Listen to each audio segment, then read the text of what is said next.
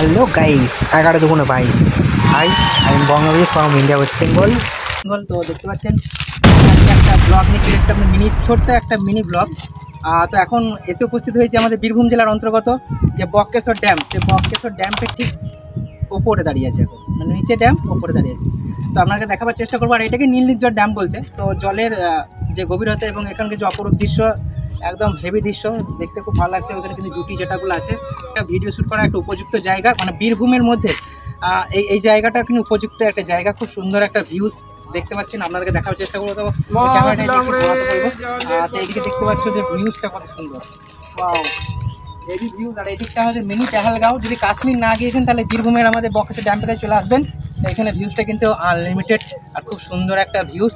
তো আপনাদেরকে গোটা ভিডিওটা আমি আরও একটু ঘুরিয়ে দেখাবার চেষ্টা করছি। তো কচি করে একটা খুব সুন্দর ফুরফুরে একটা হাওয়া খেয়ে নিলাম।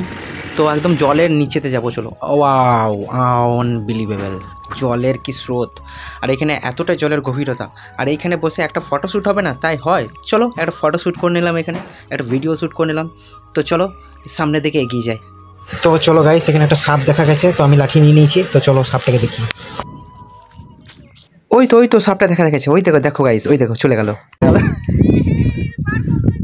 তো ফাইনালি গাইস একদম জলের ধারে ঠিক চলে এসেছি। দেখতে পাচ্ছেন একদম বক্রেশ্বর ড্যাম, যে ড্যাম্পের ঠিক লাস্ট মুহূর্তে একদম চলে আসছে। দেখছেন জলের কত মানে প্রভাব আর জলের কত আছে, দেখছেন জলের কি গভীরতা। এখানে একদম দূর দূরান্ত থেকে কিছু দেখা যাচ্ছে না। এই যে ঠিক জলের একদম সামনেই দাঁড়িয়ে রয়েছি। আর হাওয়াটা কিন্তু অ্যামেজিং একটা হাওয়া দিচ্ছে। আর বহু মানুষ কিন্তু এখানে কিন্তু এসে কিন্তু ভিডিও শ্যুট করছে। দেখছেন আমি একা নাই কিন্তু, এই যে আরও কিন্তু ভিডিও শ্যুট করছে। এই যে এখানে ব্লগার কিছু এসছে, ওইদিকে সবাই ভিডিও শ্যুট করছে।